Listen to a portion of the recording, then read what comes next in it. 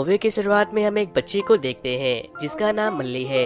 वो गाना गाते हुए एक ब्रिटिश गवर्नर के वाइफ के हाथों में टैटू बना रही थी। मल्ली की आवाज बहुत प्यारी थी और वो मेहंदी के बहुत ही खूबसूरत डिजाइन भी बना लेती थी। जब ब्रिटिश गवर्नर यानी कि स्कॉट मासूम जंगली जानवरों का शिकार करके वहाँ आता है तो उसकी बीवी उससे कहती है कि मैं इस लड़की को अपने साथ लेकर जाऊंगी। जिसके बाद स्कॉट अपने आदमियों से कहकर मल्ली के माँ को कुछ पैसे दे देता है। मल्ली के गांव वालों को लगता है कि उसने पैसे उसके काम से इम्प्रेस्ड होकर इनाम के तौर पर दिए हैं, लेकिन वो मल्ली को जबरदस्ती अपने साथ ले जाने लगते हैं। और जब मल्ली की माँ उसे रोकने की कोशिश करती है तो एक अंग्रेजी सिपाही उसके सर पर बंदूक तान देता है, जिस पर स्कॉट कहता है कि इस बंदूक की गोली इंग्लैंड के कंपनी में बनकर 7 समुंदर पार करके यहाँ आई है। इसकी कीमत इन जंगलियों के जान से ज्यादा है। जिसके बाद वो सिपाही वहाँ पास में पड़ी एक बड़े से लकड़ी के टुकड़े को उठाकर मल्ली के माँ के सर पर मार देता है और वो बेचारी वहीं पर मर जाती है। फिर हमें पुराने समय में दिल्ली का सीन दिखाया जाता है जहाँ लोग लाला लाजपत के गिरफ्तार होने की वजह से प्रोटेस्ट कर रहे थे। इसी प्रोटेस्ट में हम इस मूवी के मेन कैरेक्टर अल्लूरी रामा राजू को देखते हैं, जो कि ब्रिटिश पुलिस में एक ऑफिसर था। फिर जब एक प्रोटेस्ट कर रहा व्यक्ति पत्थर फेंकता है तो वो पत्थर ब्रिटिश किंग जॉर्ज के फोटो के ऊपर लग जाता है, जिस वजह से ब्रिटिश कमांडर बहुत गुस्से में आ जाता है और अपने सिपाहियों को आदेश देता है कि जाओ और उसे किसी भी हाल में पकड़कर यहाँ ले आओ। लेकिन भीड़ को देखकर कोई भी पुलिस वाला उनके करीब जाने की हिम्मत नहीं करता। लेकिन राम एक लठ लेकर उस भीड़ में अकेले ही घुस जाता है और राम पूरे भीड़ से अकेले ही भिड़ जाता है। गाँव वाले राम के ऊपर टूट पड़ते हैं और उस प्रोटेस्टर को बचाने की बहुत कोशिश करते हैं, लेकिन राम अपने डंडे से उन्हें खूब मारता है और उस प्रोटेस्टर को अपने साथ पुलिस स्टेशन ले आता है। उसके ताकत और हिम्मत को देखने के बाद सारे गांव वाले वहां से घायल होकर और डर के वहां से चले जाते हैं। और तो और वो ब्रिटिश कमांडर भी राम के जज्बे को देखकर घबरा जाता है। कुछ दिन बीतने के बाद वहाँ के बहुत सारे पुलिस ऑफिसर को उनके अच्छे सर्विस की वजह से मेडल्स और बड़े पदों पर पोस्टिंग मिल रही थी, लेकिन जब वो लोग राम को कोई मेडल या पोजीशन नहीं देते तो वो बहुत गुस्सा और दुखी हो जाता है।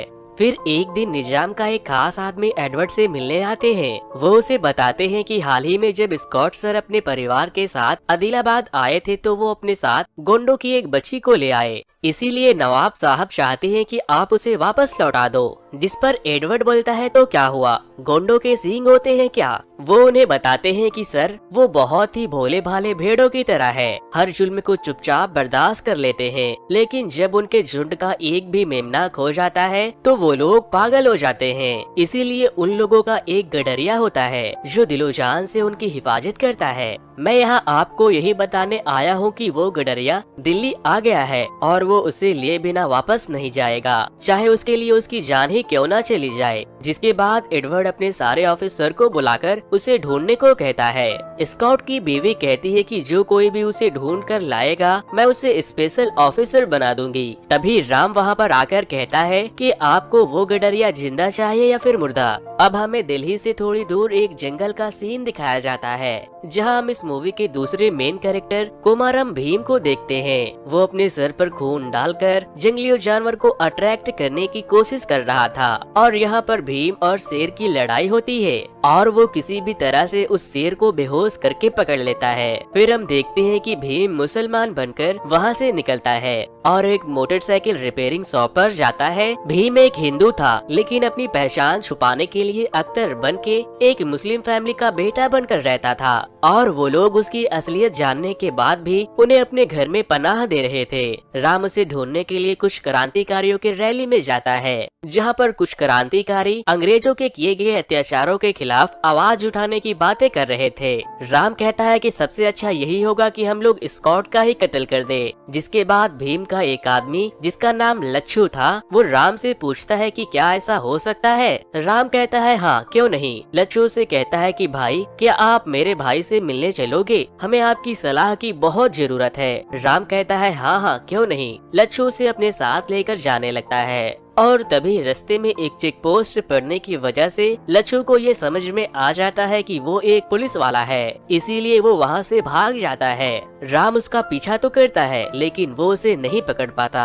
राम उसे ढूंढते हुए एक ब्रिज के ऊपर चला जाता है और वहीं ब्रिज के नीचे नदी के किनारे अख्तर एक बच्चे को मछली पकड़ने के लिए पैसे देता है और तभी ब्रिज पर जा रही एक ट्रेन में आग लग जाती है और ट्रेन के डिब्बों में ब्लास्ट होने की वजह से उसके डिब्बे नीचे नदी में गिरने लगते हैं, जहां वो बच्चा मछली पकड़ रहा था। जब राम और अख्तर की नजर बच्चे पर पड़ती है तो वो उसे बचाने के लिए बेचैन होने लगते हैं। अख्तर को बेचैन देखकर राम उसे इशारे करता है कि ऊपर आकर मेरी मदद करो और फिर वो दोनों अपने कमर में रस्सी बांधकर नदी में छलांग लगा देते हैं और उस बच्चे की जान बचा लेते हैं। जिसके बाद अख्तर और राम की बहुत अच्छी दोस्ती हो जाती है।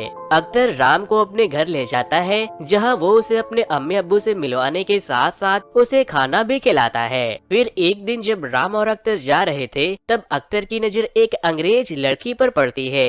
राम कहता है कि देखते ही रहोगे या फिर उससे जाकर बातें भी करोगे। अख्तर कहता है कि भाई बात तो करना चाहता हूँ लेकिन करूँ तो कैसे करूँ। फिर राम कुछ कीले लेकर रोड पर फेंक देता है जिससे कि जेनिफर की कार की टायर पंचर हो जाती है और फिर राम और अख्तर उसके सामने जाते हैं और वो उन लोगों से हेल्प मांगती है।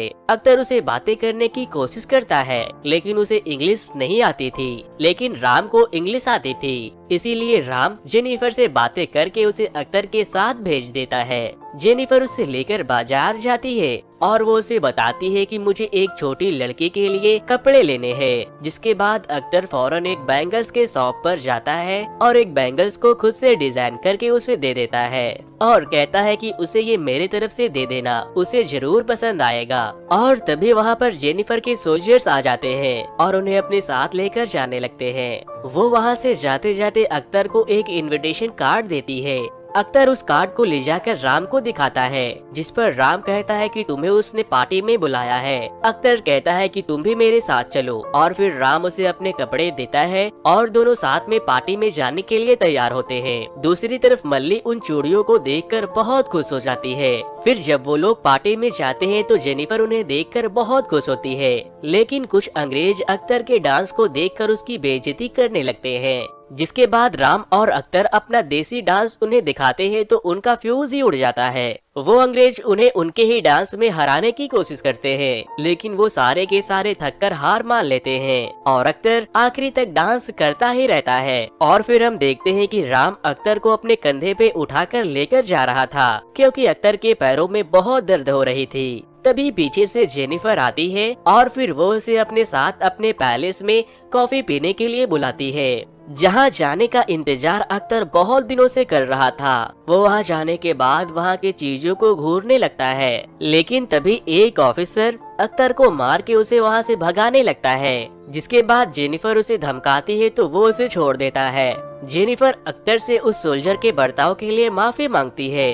वो लोग आपस में बैठकर बातें कर रहे थे और तभी अख्तर को मल्ली की आवाज सुनाई देती है। वो जेनिफर से कहता है कि क्या कुछ खाने को मिल सकता है, जिसके बाद जेनिफर उसके लिए खाना लाने चली जाती है और मौका मिलते ही अख्तर मल्ली को ढूंढने चला जाता है और फिर वो देखता है कि उन्होंने मल्ली को एक जेल में बंद करके रखा है। मल्ली अख्तर को देखकर रोने लगती है और उसे अपने साथ ले जाने को कहती है। अख्तर कहता है कि मैं वापस जरूर आऊंगा, लेकिन मल्ली उसे कहती है कि मुझे अभी ही लेकर चलो और फिर अख्तर उसे समझाकर वापस चला जाता है। अब हम देखते हैं कि सीता जो कि राम की मंगेतर थी, उससे गांव वाले आकर पूछते हैं कि राम की कोई चिट्ठी आई। वो हमसे कई सारे वादे करके गया था, कम से कम उसे तुम्हारी तो कोई परवाह होनी चाहिए। फिर हम देखते हैं कि लच्छू को राम पकड़कर उसे बहुत मारता है ताकि वो उसे भीम के बारे में बता सके, लेकिन वो बोलता है मैं तुम्हारे तरह अंग्रेजों के तलवे नहीं चाटता, मैं मर जाऊंगा लेकिन अपने भाई के बारे में तुम्हें कभी नहीं बताऊंगा। फिर जब राम वहाँ से जाता है तो वहाँ एक सांप आ जाता है जिसे लच्छू पकड़ लेता है और जब राम दोबारा उसे मारने के लिए आता है तो लच्छू उस सांप को राम के ऊपर फेंक देता है। वो सांप राम को काट लेता है। लच्छू कहता है कि कोबरा के काटने से तुम्हारी 1 घंटे के अंदर अंदर मौत हो जाएगी। जिसके बाद राम लच्छू के रस्सी को काट देता है और उसे छोड़कर अख्तर से मिलने चला जाता है। अख्तर अपने आदमियों के साथ मल्ली को वहाँ से निकालने का प्लान बना रहा था, लेकिन जब वो राम को उस हाल में देखता है तो फौरन उसे ठीक करने की कोशिश करता है और इसी दौरान राम को ये पता चल जाता है कि अख्तर हिंदू है और फिर अख्तर अपना रक्षा मंत्र भी राम को पहना देता है और अब वो राम को अपनी असलियत बताता है कि भाई मेरा नाम अख्तर नहीं भीम है। वो उसे लेकर उसके घर पहुंच जाता है और उसे बताता है कि अंग्रेजों ने मेरी गांव की बच्ची को कैद करके रखा है, मुझे उसे छुड़ाने के लिए जाना होगा। मैं तुमसे मिलने सुबह वापस जरूर आऊंगा, लेकिन अगर मेरी जान चली गई तो जान से भी प्यारी तुम्हारी दोस्ती तो होगी। फिर भीम एक ट्रक को लेकर अंग्रेजों के पैलेस में जाता है, जहां स्कॉट के आने की खुशी में एक बहुत बड़ी पार्टी रखी गई थी। वो ट्रक से उस पैलेस के दरवाजे को तोड़ते हुए डायरेक्ट पैलेस में पहुंच जाता है और ट्रक के अंदर पिंजरों में कैद सारे जंगली जानवरों को खोल देता है। वो जानवर बाहर निकलते ही उनके ऊपर हमला करने लगते हैं। भीम भी अंग्रेज के कई सोल्जर्स को बहुत मारता है, लेकिन एक सोल्जर स्कॉट के परिवार को पैलेस के अंदर बंद करके चाबी खुद रख लेता है।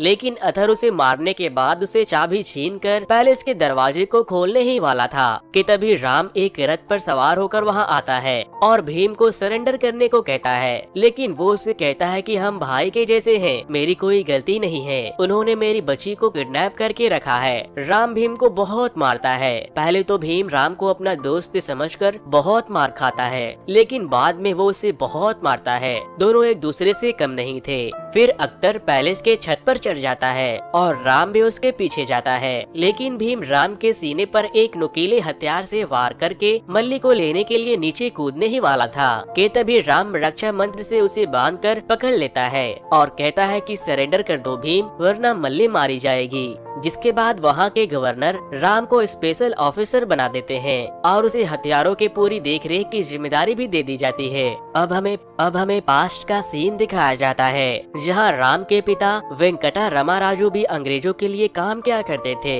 लेकिन अंग्रेजों के द्वारा हिंदुस्तानियों के ऊपर किए जा रहे अत्याचारों को देखकर वो काम छोड़ देते हैं और अपने गांव वालों को सिपाही बनाने का फैसला करते हैं ताकि वो लोग अंग्रेजों के खिलाफ लड़ सके। लेकिन सिवाय वेंकटा के किसी के पास भी हथियार नहीं था। फिर एक दिन जब राम के पिता सो रहे थे तो सीता राम के पिता के बंदूक को चुराकर उसे लाकर दे देती है और राम को निशाना लगाने को कहती है। और अगले दिन जब राम के पिताजी उसके निशाने को देखते हैं तो वो बहुत खुश होते हैं। फिर एक दिन कुछ अंग्रेजी सैनिक वेंकटा को गिरफ्तार करने के लिए आते हैं, क्योंकि वो अंग्रेजों के खिलाफ लड़ने की तैयारी कर रहे थे और वो अंग्रेज के सिपाही पूरे गांव वालों पर गोलियां चलाने लगते हैं, जिससे कई गांव वाले भी मारे जाते हैं। वेंकटा अकेले ही उन सब से निपटता है, लेकिन एक गोली वेंकटा को भी लग जाती है और फिर वो लोग राम के भाई और माँ को भी गोली से मार देते हैं। जिसके बाद वेंकटा राम को कहता है कि लोड और फायर, और फिर राम एक के बाद एक बहुत सारे सोल्जर्स को मार गिराता है। थोड़ी देर के बाद वहाँ और भी सोल्जर्स आ जाते हैं, जिस पर वेंकटा कहता है कि बेटा तुमने देखा एक हाथ में बंदूक कितने लोगों को हरा सकता है, इसीलिए मुझसे वादा करो कि हर हाथों में हथियार होगा।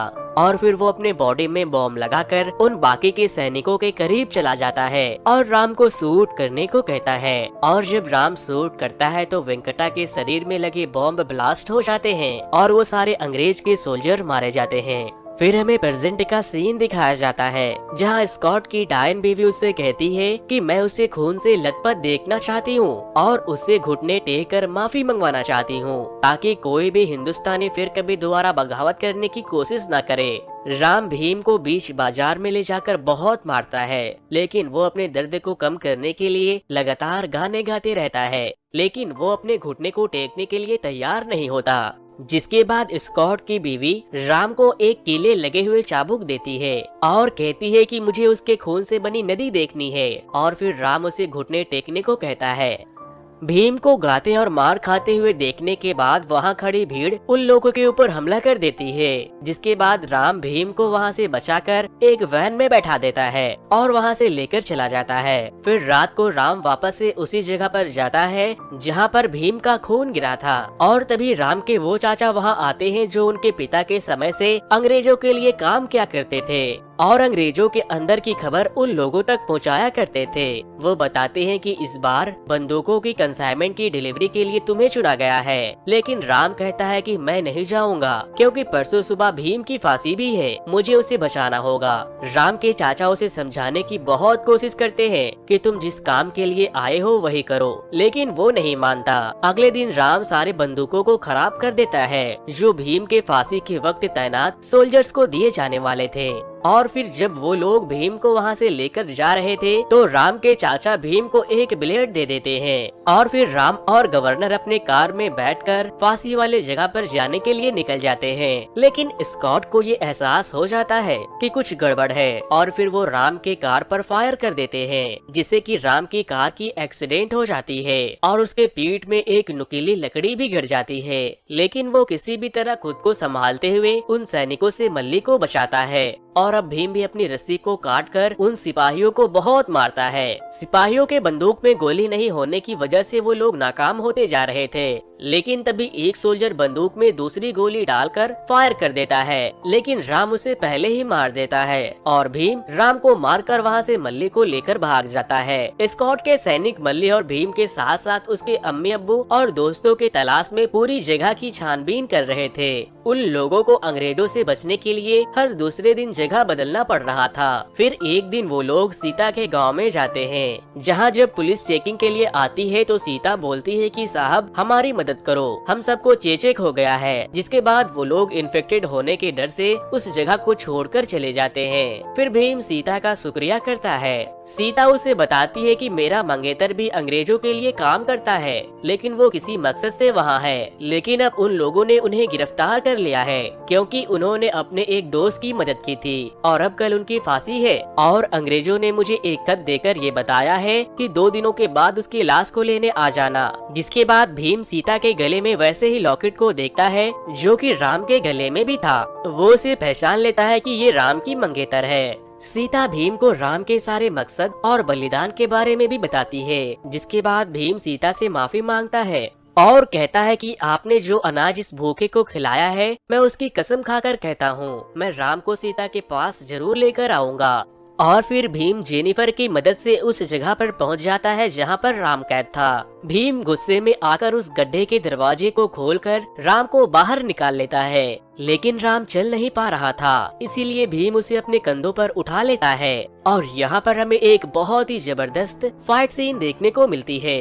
राम के पैर तो काम नहीं कर रहे थे, मगर वो भीम के कंधों पर चढ़कर बहुत ही अच्छी फाइट करता है। और फिर वो दोनों एक टावर पर चढ़ जाते हैं और वहाँ से छलांग लगाकर भाग जाते हैं। इधर स्कॉट का दिमाग खराब हो जाता है। वो एडवर्ड से कहता है कि स्पेशल फोर्सेस को लेकर जाओ और उन्हें खत्म कर दो। भीम राम को जंगलों के बीच एक मंदिर में लेकर जाता है और वहाँ उसका इलाज करता है। वो वहाँ लगे झंडों के कपड़ों को राम को पहना देता है और भगवान राम के हाथों से तीर कमान लाकर उसके पास रख देता है। फिर जब भीम पानी पीने नदी के किनारे जाता है तो एक सिपाही उसे बंदूक से शूट करने वाला था कि तभी पीछे से राम उसे तीरों से मार देता है। राम तीरों से अंग्रेज की सिपाहियों के ऊपर हमला कर देता है और वो उनके बहुत से सिपाही को जला देता है। दूसरी तरफ हम भीम को देखते हैं जो कि एक भाले को लेकर सामने आ रहे सभी सैनिकों को मारता जा रहा था। और तो और भीम के पास इतनी ताकत होती है कि वो एक पूरी मोटरसाइकिल को खिलौने की तरह उठाकर एडवर्ड की तरफ फेंक देता है और अपने भाले से एडवर्ड को भी मार देता है। जिसके बाद राम भीम से कहता है कि भीम इन तुच्छ राक्षसों को छोड़ो,